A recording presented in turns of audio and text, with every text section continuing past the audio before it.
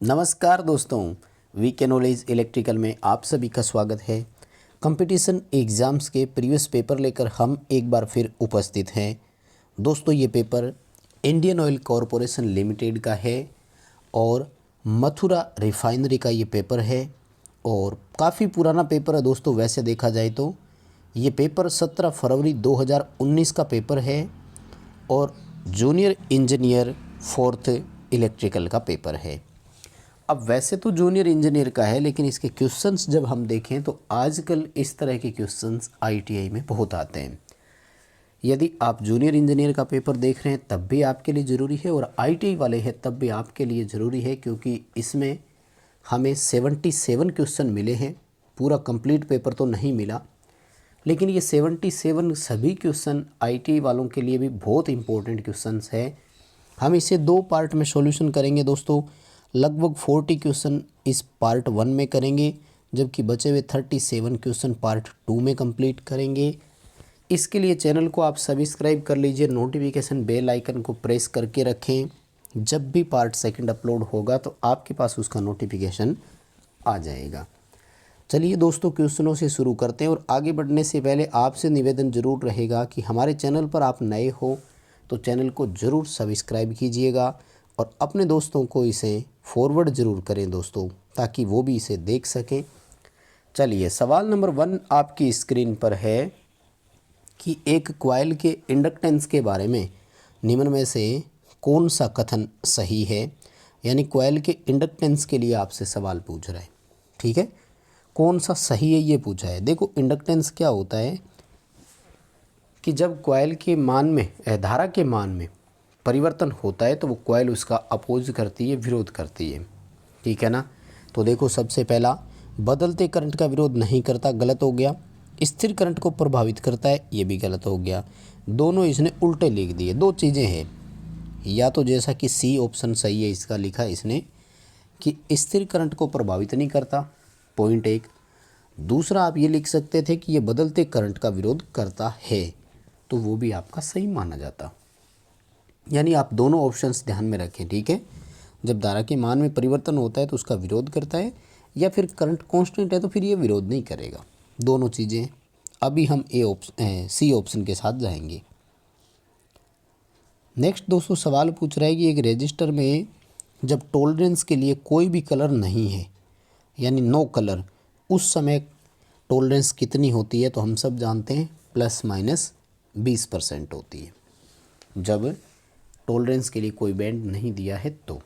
आगे दोस्तों सवाल है, इलेक्ट्रोस्टैटिक उपकरण किस प्रकार के होते हैं। तो दोस्तों पहले तो आपको क्लियर करवा दूं, इलेक्ट्रोस्टैटिक उपकरण ध्यान रखना केवल वोल्ट मीटर होते हैं हमेशा, और ये एसी डीसी दोनों पर उपयोग किए जा सकते हैं, ठीक है ना। अब देखो, वोल्ट मीटर की एक खास बात ये होती है कि वो आपको ये बताएगा अभी इस सिस्टम में, इस सप्लाई में कितने वोल्ट हैं, पहले कितने थे या भविष्य में कितने रहने वाले हैं, ऐसा कुछ नहीं बताता है।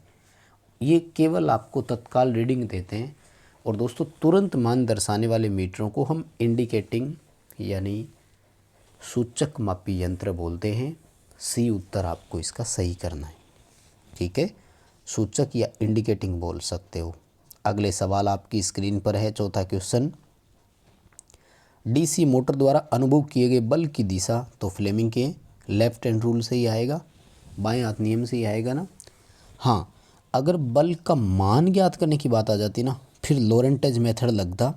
और लोरेंटेज मेथड ये कहता है कि जो बल उत्पन्न होता है वो BLI साइन थीटा के बराबर होगा, ठीक है। अभी आपका सी उत्तर रहेगा। आगे दोस्तों सवाल पूछा है कि एक टेस्ला में कितने गोश होते हैं। इसने क्या किया, सवाल उल्टा पूछा थोड़ा सा। एक्चुअली क्या होता है कि हमारे पास ये ऑप्शंस रहते हैं, जनरली हम देखते हैं कि एक गोश जो होता है ना, इसमें 10 की पावर -4 टेस्ला होता है। यानी इस बार सवाल उल्टा हो गया। तो आइए ज़रा पढ़ते हैं इसको। 10 की पावर -4 टेस्ला बराबर एक गोश होता है, ठीक है ना। तो फिर एक टेस्ला में कितना हो जाएगा, 1/10 की -4। अब ये -4 जो होती है वो ऊपर आकर +4 हो जाती है, यानी एक टेस्ला और 10 की पावर 4 गॉस बराबर होते हैं, इसलिए आपका सी ऑप्शन यहाँ सही होगा। सवाल देखिए छठा, गलत क्वेश्चन है, पहले क्लियर करवा दूं दोस्तों आपको सवाल में क्या गलती है।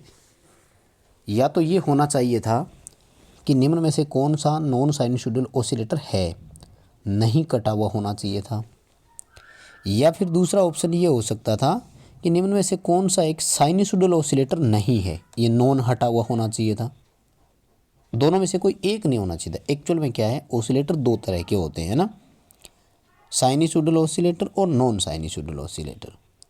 जो साइन वेव वाले हैं ना वो कौन कौन से आपको मैं बताऊं, Wien bridge oscillator, RC phase shift oscillator और कोलपिट ऑसिलेटर, ये तीनों साइन वेव ऑसिलेटर के प्रकार हैं।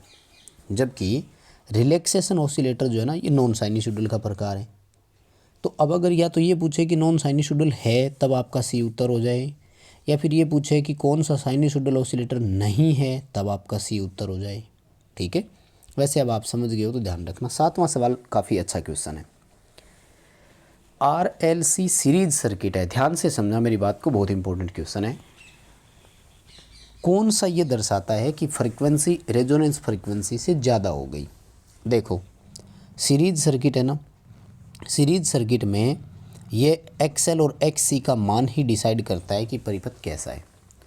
जब रेजोनेंस था तब दोनों बराबर थे ना, जैसी फ्रीक्वेंसी रेजोनेंस से ऊपर गई, ऊपर जाने का मतलब क्या हुआ, फ्रीक्वेंसी इंक्रीज हुई।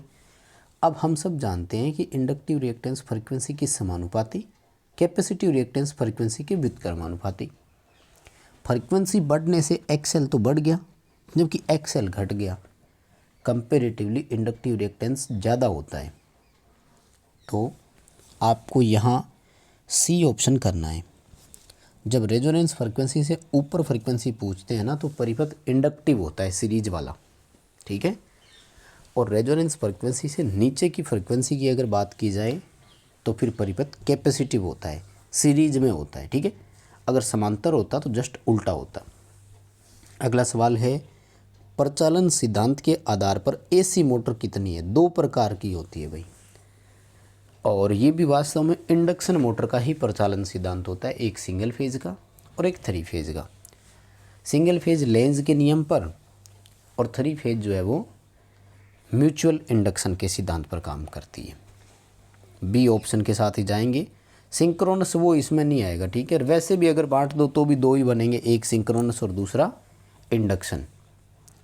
अगला सवाल पूछा है कि डीसी मशीनों में एडी करंट हानि किसके सीधे समानुपाती है।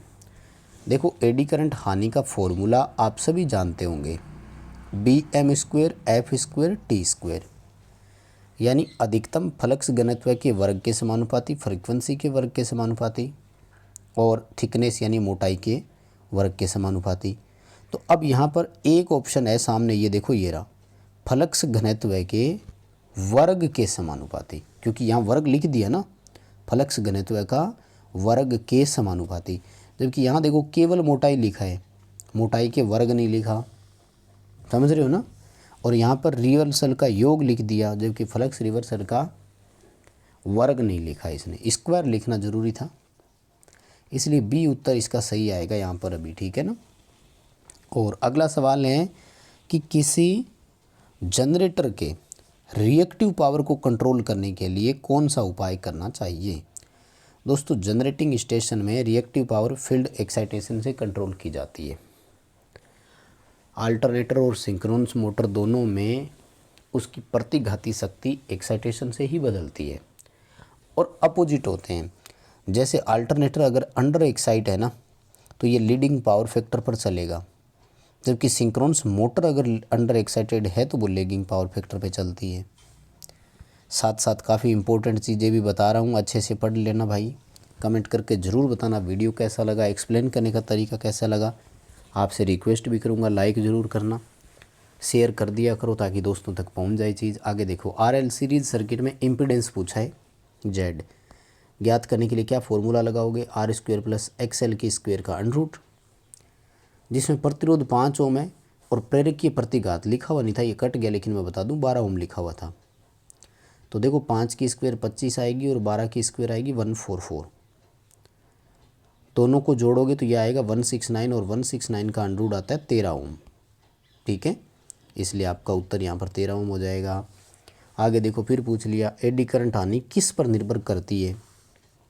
अब यहाँ ऑप्शन थोड़ा सा आपको कंफ्यूज कर सकता है उपरोक्त सभी वाला, लेकिन उपरोक्त सभी नहीं होगा। यहाँ ए होगा, लेमिनेशन की मोटाई होगा, क्योंकि कोर का आयतन और लोहे की गुणवत्ता मतलब धातु का मटेरियल कैसा है, कोर का मटेरियल कैसा है, ये दोनों स्ट्रेसिस हानि के लिए होते हैं, जबकि लेमिनेशन की मोटाई एडी करंट के लिए आएगी। यहाँ ए ऑप्शन आपका सही होगा, ये ध्यान रखना। अगला देखो अल्टरनेटर का वोल्टेज रेगुलेशन दो बातों पर निर्भर करेगा भाई। एक तो भार धारा की मात्रा कितनी है, क्योंकि अगर जैसे जैसे लोड करंट का मान बढ़ता है ना वैसे वैसे वोल्टेज ड्रॉप भी बढ़ता है। और दूसरा है भार का पावर फैक्टर, जैसे कैपेसिटिव लोड है तो वोल्टेज रेगुलेशन ऋणात्मक आता है ना। तो डी उत्तर सही हो जाएगा, ए व सी दोनों। शेडेड पोल मोटर का टॉर्क किसके अनुसार बदलेगा, तो शेडेड पोल मोटर का टॉर्क सप्लाई वोल्टेज के समानुपाती है, यानी अगर वोल्टेज कम होगा तो मोटर का टॉर्क भी कम हो जाएगा। इंड्यूस ईएमएफ की दिशा किस नियम के तहत प्रस्तावित थी, तो लेंज का नियम था। प्रेरित ईएमएफ की दिशा लेंज का नियम ही बताता है ना। बायो सावर्ट तो चुंबक से संबंधित है, वैसे ही एम्पियर जो है ये बंद परिपथ से संबंधित है। लेप वाइंडिंग पूछा है आगे किसके लिए, तो लेप वाइंडिंग कम वोल्टेज और हाई करंट के लिए। ट्रांसमिशन लाइन में सिंगल चीनी मिट्टी की जो यूनिट होती है उसका कहाँ तक उपयोग कर सकते हैं। देखो एक डिस्क जनरली 11 किलोवोल्ट सहन करती है, लेकिन वो तब होती है जब डिस्क इंसुलेटरों की संख्या हो। यहाँ पर ये पूछ रहा है कि आप सिंगल सेड या सिंगल पिन जो इंसुलेटर होते हैं वो कहाँ तक है, तो जनरली हम पिन टाइप इंसुलेटर 33 केवी तक लगाते हैं। और pin type insulator single double triple said तक के भी हो सकते हैं, इसलिए 33 केवी यहाँ सही रहेगा। वैसे देखो बाकी और ऑप्शन तो शायद ज़्यादा ही बड़े हो जाते हैं। अगला सवाल पूछा गया कि निम्न फ्रिक्वेंसी वोल्टेज सोर्स के लिए किस प्रकार का ट्रांसफार्मर प्रयोग कर सकते हैं। देखो जब फ्रीक्वेंसी कम है ना तो हम लोहे कोर का उपयोग आराम से कर सकते हैं, क्योंकि जो कोर लॉस होता है जिसके दो भाग थे, एडी करंट हानि और हिस्टैरिसीस हानि। एडी करंट हानि फ्रीक्वेंसी के वर्ग के समानुपाती और हिस्टैरिसीस हानि फ्रीक्वेंसी के सीधे समानुपाती है, इसलिए हायर फ्रीक्वेंसी पे आयरन कोर का उपयोग करने से बचा जाता है, जबकि निम्न फ्रीक्वेंसी के लिए आराम से कर सकते हैं, क्योंकि फ्रीक्वेंसी कम होगी तो आयरन लॉस कम होगा। सवाल नंबर 19, सिंक्रोनस मोटर की फील्ड एक्साइटेशन वोल्टेज बदलने से वोल्टेज रेटेड वोल्टेज से ज़्यादा कर दी जाती है, बताइए इसका क्या प्रभाव पड़ेगा। ओवर एक्साइट होगी, ओवर एक्साइट होने से लीडिंग पावर फैक्टर पर चलेगी। अगर यहाँ सिंक्रोनस जनरेटर होता ना वो लैगिंग पावर फैक्टर पर चलता, फिर ध्यान रखना, ठीक है। और अगला सवाल है डीसी चॉपर ड्राइव। पहले तो ये बता दूँ चॉपर करता क्या है। ये डीसी वोल्टेज को परिवर्तित करने वाला है, ये डीसी वोल्टेज को स्टेप अप स्टेप डाउन करता है, ये कांस्टेंट डीसी को वेरिएबल डीसी करता है, ठीक है। इसके हमें क्या क्या बेनिफिट मिलते हैं, इसकी दक्षता बहुत अच्छी होती है, ठीक है। इसको कंट्रोल इजीली कर सकते हैं, आसानी से हम चेंजेस ला सकते हैं, वजन में भी हल्का होता है, डी आएगा। उपरोक्त सभी इसके प्रॉफिट है। अगला सवाल, निम्न में से किसे परिणामी ईएमएफ के अनुपात के रूप में स्पष्ट किया जाता है जब कोयलों में परिणामी ईएमएफ के लिए वितरित किया गया हो और कोयले कंसंट्रेट हो। ये अल्टरनेटर के डिस्ट्रीब्यूशन फैक्टर की बात कर रहा है, ठीक है ना। ए ऑप्शन आएगा, डिस्ट्रीब्यूशन फैक्टर आएगा, जो कि ईएमएफ की गणना करने के लिए काम में लिया जाता है। अगला सवाल, डीसी मशीन के पोल और आर्मेचर लेमिनेट क्यों करते हैं। ये तो बहुत ईजी क्वेश्चन है, आई थिंक आप सभी इसको तो आराम से कर ही दोगे। एडी करंट हानि कम करने के लिए होता है, ये एडी करंट हानि कम होगी हम अगर लेमिनेट करेंगे तो। अगला सवाल, जैसे जैसे लोड बढ़ता है डीसी शंट मोटर की गति पर क्या प्रभाव पड़ेगा।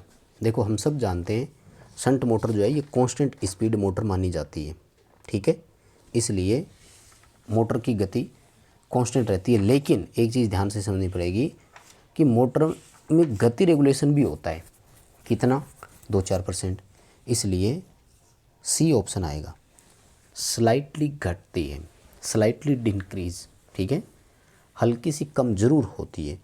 अब यहाँ कंफ्यूज हो सकते हो आप स्थिर रहने वाले पर, लेकिन नहीं करेंगे, क्योंकि जैसे जैसे लोड बढ़ रहा है ना, तो थोड़ी थोड़ी तो कम इसमें भी होती है, बहुत ज़्यादा कम नहीं होती लेकिन थोड़ी सी तो होती है। और अगला सवाल, डिस्ट्रीब्यूटर को कंज्यूमर के साथ जोड़ना है, ठीक है ना, उपभोक्ता है और उस डिस्ट्रीब्यूटर के साथ कनेक्ट करेंगे तो उसके लिए हम सर्विसमैन्स लगाते हैं ना, बी होगा। उपभोक्ता के लिए जो टैपिंग निकाली जाती है उसको हम सर्विसमैन्स बोलते हैं। दोस्तों 25वां क्वेश्चन बहुत इंपॉर्टेंट है, काफ़ी कुछ सिखाएगा अगर आप ध्यान से इसको देखते हैं तो, ठीक है ना। क्या है इसमें कि निम्न समीकरणों में से कौन सा बुलियन संबंध कम्यूटेटिव नियम को दर्शाता है। तो साथियों मैं आपको बता दूं, बुलियन जो रिलेशन होते हैं ना, इसके 3 होते हैं। वैसे कभी इस पर थ्योरी की क्लास ज़रूर दूंगा, ऐप में मैंने दी हुई एक क्लास अपलोड है, ऐप में जिन्होंने इस क्लास को अच्छे से अभी तक नहीं पढ़ा तो आप ज़रूर पढ़ लेना। 3 कौन कौन से मैं बता दूं। सबसे पहला होता है क्यूमुटेटिव, इसको हिंदी में बोलते हैं क्रम विनिमय। क्या बोलते हैं? क्रम विनिमय, यानी क्रम बदल जाना, जैसा कि ए ऑप्शन में बदला हुआ है, ए प्लस बी का बी प्लस ए कर दिया, तो अभी इसका उत्तर क्या आएगा? ए आएगा। लेकिन मैं आपको और बताता हूँ, ध्यान से सुनना। दूसरा जो होता है ना, उसको बोलते हैं एसोसिएटिव लॉ। कौन सा? एसोसिएटिव लॉ, हिंदी में बोलते हैं साहचर्य का नियम। क्या बोलते हैं? साहचर्य का नियम। साहचर्य का नियम ये कहता है, जैसा कि इन्होंने यहाँ पर अपन को बी ऑप्शन में दे रखा है, ये इसका आएगा एसोसिएटिव का। जब पूछे तब वो यूँ कहता है कि ए प्लस बी प्लस सी को आप ऐसे भी लिख सकते हो कि ए प्लस बी कर दो और आगे इसको ले जाओ सी में। और दोस्तों इसी में जो तीसरा नियम होता है ना, उसको बोलते हैं डिस्ट्रीब्यूशन का नियम, यानी वितरण का नियम। और वितरण का नियम ये कहता है कि जैसे इसमें सी ऑप्शन में दिया है कि ए इंटू बी जो है ना, है बी प्लस सी, उसको हम ए इंटू बी प्लस ए इंटू सी भी लिख सकते हैं। तो ये रहता है, यानी अभी हमें इसका ए उत्तर सही करना है, बी एसोसिएटिव है और सी डिस्ट्रीब्यूटर वाले हैं, ठीक है। तो बस दोस्तों यही 25 क्वेश्चन ही करवाएंगे आपको आज इस पेपर के वीडियो में, और बाकी नेक्स्ट 2 पार्ट में आपको और करवा देंगे 25-25 क्वेश्चंस। लाइक ज़रूर कर देना, दोस्तों को शेयर कर देना, चैनल पर नए हो तो सब्सक्राइब ज़रूर कर लेना, कमेंट करके ज़रूर बताना आपका स्कोर इसमें कितना हुआ।